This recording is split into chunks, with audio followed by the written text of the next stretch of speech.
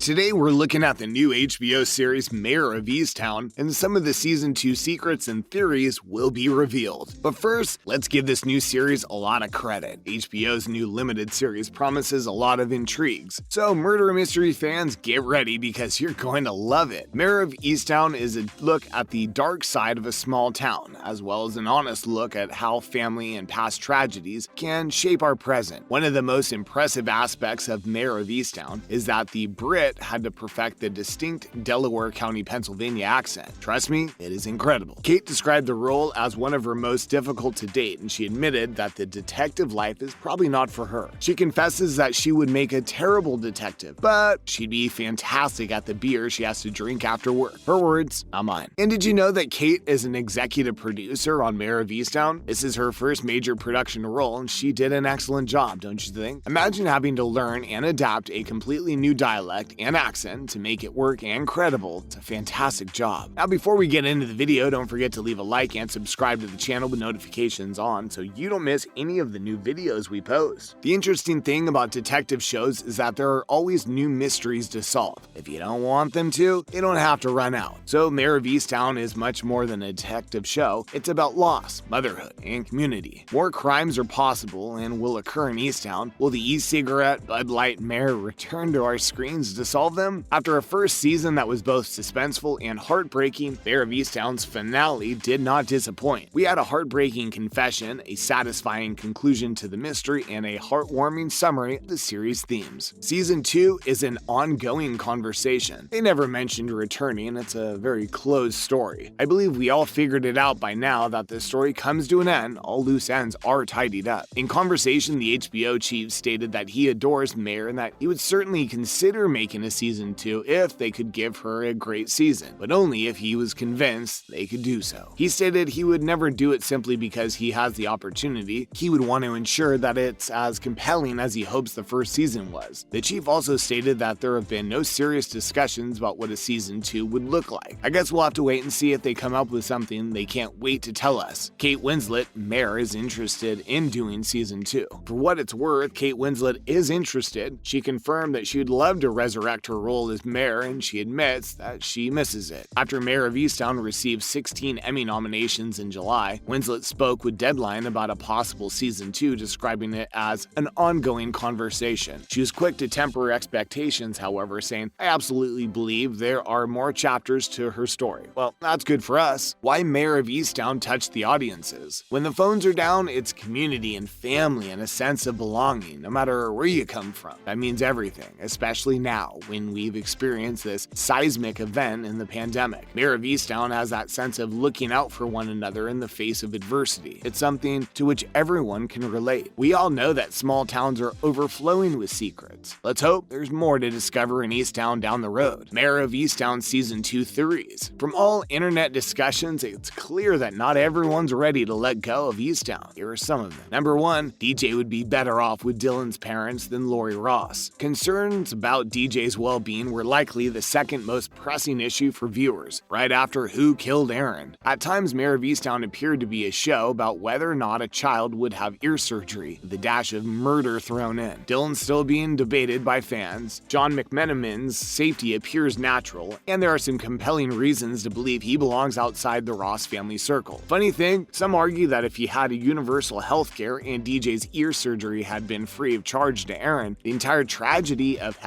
#Mare of Easttown could have been avoided. Number 2, Mare's having thoughts of suicide. In the last scene, why did she go into the attic? Suicide or forgiveness? Mare ventures into the attic for the first time since her son Kevin's suicide in the final moments of the series finale. Kevin's younger sister, Siobhan, discovered his body in the attic, and Mare cut him down and held him there until authorities arrived. It's a loaded place on Mare of Easttown, partly because no one ever goes up there. When the latter first appeared on Sunday night, most viewers saw it as a sign of progress. Mare, who's been attending therapy and discussing her emotions more openly, is finally able to confront the grief and bad memories she had been storing where the rest of us keep our holiday decorations. Some viewers, on the other hand, saw something more sinister, wondering if the devastating conclusion to Aaron's murder case had affected the detective too deeply. Number 3, what is Guy Pearce even doing here? Richard Ryan is an excellent character to have in Easttown, a town where everyone knows everyone. The professor is purportedly in the show to give give Mare insight into her own life, to jolt her out of her coma after her son's death. Can Mare get out of her own way and allow something good to come back into her life? The question is posed by Richard Ryan. But how can Guy Pearce's casting be justified if that's all this character's here to do? Pearce draws so much attention that he must be doing more than just being Detective Zabel's romantic rival. Could his story be linked to Aaron's murder or Katie and Missy's disappearances? He doesn't exude girls locked in my basement vibes. Perhaps this is an extremely sinister possibility. Mare is in counseling after her suspension, is finally communicating with her mother and daughter. If she turns out to have unintentionally slept with the murderer she's been looking for so long, it's difficult to see her progress continuing. The secret about Mare's unkept appearance. Mare is very addictive because she's so outrageous, lovable, brilliant, and real. You agree? When asked what surprised her the most about the response to Mare, Winslet told Entertainment Weekly that she never expected such a strong reaction to Mare's unkept appearance. Winslet and the Mare team dressed down the character on purpose, with the lead hairstylist Lawrence Davis stating there were strict orders to give Mare bed hair. They were serious about keeping it real and they were strict about it. Find a t-shirt with a line that hits at the hip at its widest point. She just got out of bed, so don't wear a bra. Why would she be wearing a bra? Perhaps because of COVID and how difficult it's been for people all over the world, there was something about Mare's appearance that seemed to validate people in some way. Mare's supposed to be a hot mess most of the time. She doesn't care what she looks like. She's kind of stopped caring what other people think of her. They made the creative decision that this was a woman who looked in the mirror when brushing her teeth in the morning, would never look in the mirror again. That's just the way she is. That's typical of most busy mothers. What's next? There's a case to be made for both leaving Mare where we last saw her, climbing up into the loft where her son Kevin committed suicide for the first time since his death, and rejoining her once the dust is settled. The Mare we met at the start of the series was not the woman we saw it due to.